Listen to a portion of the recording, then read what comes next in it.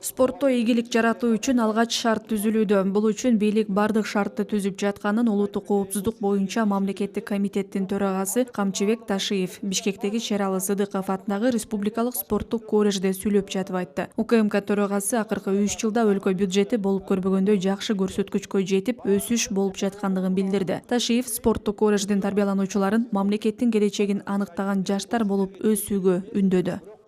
Кыргыз деген улуу журт, Кыргыз деген улуу эл, Кудай буйрса алдыга чыгууга биз мына мамлекеттик жетекчилер шарт түзөбүз мындан ары.